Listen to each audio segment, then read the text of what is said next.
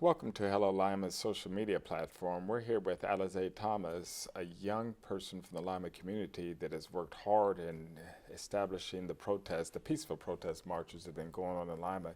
Yours was a large one, I must say. Four or Yes. 500 people, I think it's one of the counts that have came across on the social media channels.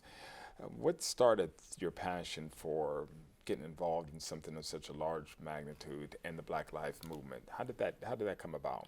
Well, having social media, you don't really have a choice. What you see, it's up to people who you're friends with and you follow. So I was seeing a lot of police brutality, always have, but Mr. Floyd, he lit a fire in my heart, and Mm-hmm. I was tired of seeing all that, hearing about it, and I wanted to be a part of something bigger than myself. Mm-hmm. Let me ask you this: when you talk about police brutality as a young person, what are you getting from a sense of the young folks in Lima's position with the local law enforcement? Um, you Tell me know, what you're thinking.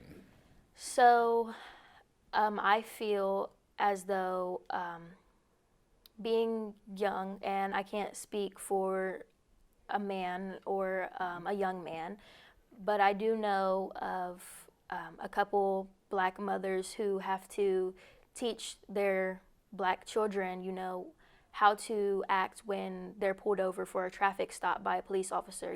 Don't make sudden moves. Keep your hands where they Mm-hmm. can see them. Announce all of the things that you are about to do. So when you're in your everyday living, so to speak, you've heard that dialogue. Yes, I have. In movies, from aunts, it's something that, Does it bother you that this is a process, and do you think it's yes. getting better locally? Um, What's the hope for young people?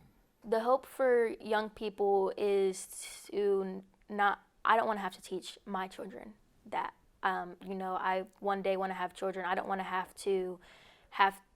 I don't want to have to tell my son or my daughter the things that I've heard be told to other black children, because we shouldn't have to, as a community, train our children on how to conduct a traffic stop when police are trained on how to conduct a traffic stop. That's an interesting point coming from a young perspective. In other words, it's not your job to be the teacher, so to Yes, speak, in terms of what to do when you get pulled over. yes, Is your passion, where does your passion come from at such a young age? And I'm focused on the age because, again, I think it's important for the Lima community hmm to hear from.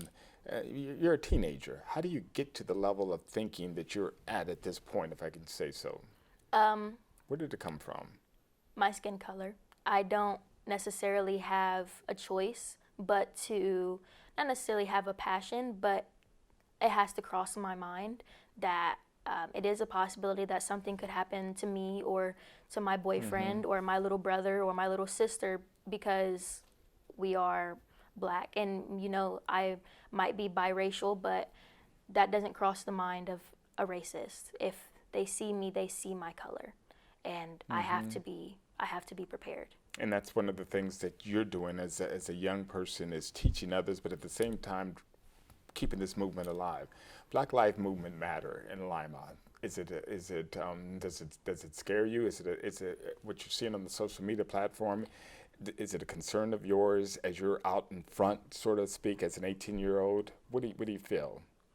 I do feel that, because of my own and some of the people who helped me organize it, our platform with us being organizers and leaders of a Black Lives Matter protest, our lives, they could be, at risk. There could be people who have seen my interview with the news after Mm-hmm. the protest and think, well, I'd love to have something happen to her. Mm-hmm. There's, I just seen a post on Facebook today about some men in the South who are ready to take back their country, Mm-hmm. um, so to speak, and it's sickening.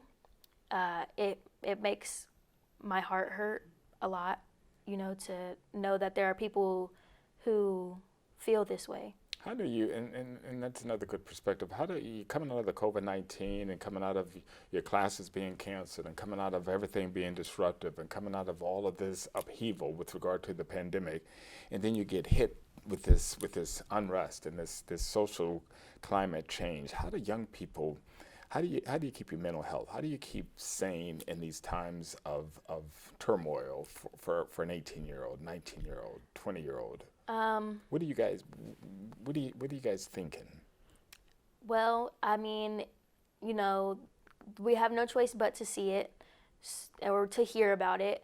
So, in order to keep our mental health, you know, putting the phone down for, you know, a couple hours, you know, get on, if you have to be on some electronic, you know, get on your Xbox or PlayStation, go out and do something with friends, you know, let them know, like, I don't want to talk about this.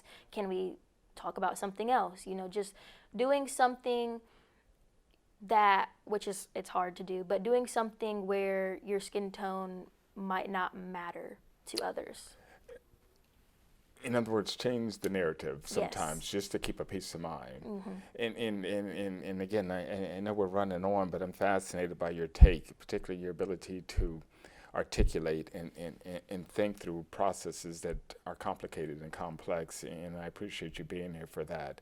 I'm going to ask you a question because I want to get your take on it and I'm going to call you that as a kid.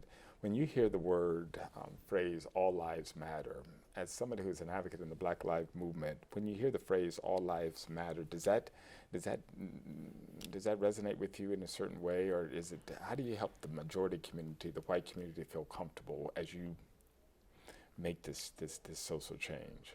So, all lives matter. People saying it, and there were some people who yelled it at us when we marched on the 6th. All lives. They were screaming at you as you marched? Yes, all lives can't matter because Black lives don't. So you're saying all lives can't matter because Black lives don't. You can't say that all lives matter, meaning all Americans, if African Americans' lives don't matter, because we might be African Americans, but we're Americans. Now I'm going to stop you there. That's interesting. Now, I've heard different takes on All Lives Matter comment, and that is the first time I've heard it in that context, which means all lives can't matter if Black lives don't matter. I'm repeating that again. That's your take. Mm-hmm. That is a perspective from the mouth of a young person. That's your feeling about that. Yes, I feel very strongly about that. It doesn't make sense, and you can't make it make sense.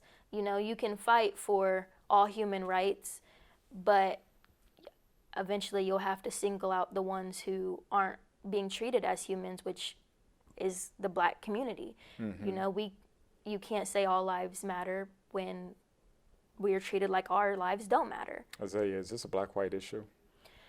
From a young person's... I don't want to necessarily say that the hate comes from all white people. You know, I've heard that Dominicans feel strongly towards the Black community.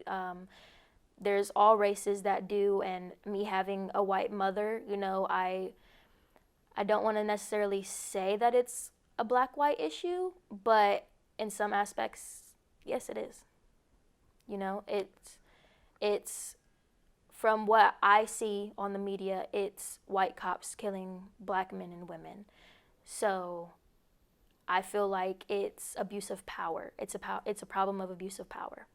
At the end, it is a Black issue, is the way the young people are seeing it. And you've come through the classrooms recently. I'm talking about as a new graduate. Mm-hmm. And certainly as a new 18-year-old, you're almost just turned 18.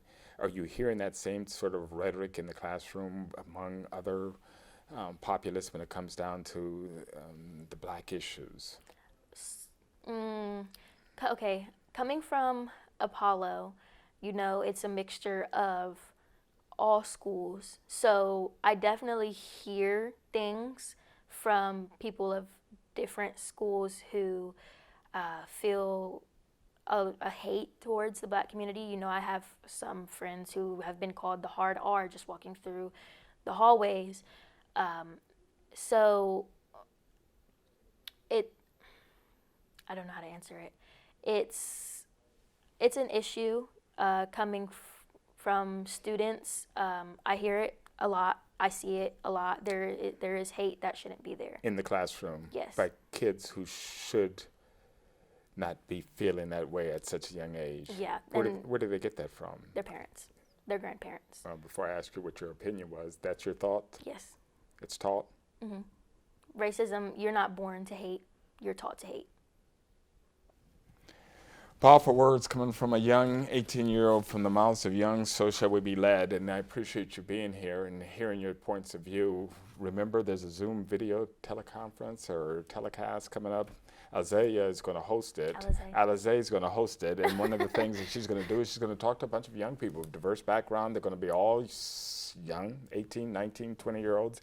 And you're going to hear how this leader who is coming up in Lima, Ohio, making her way, making her mark, is going to discuss on a platform that I'm hoping everybody chimes in, views it as we get it out to the public. And we're going to make sure your voice continues to be heard because it is such an eloquent voice that is so much needed in our community. Thank you for being here. No problem. I appreciate being here a lot and spreading what I have to say even more.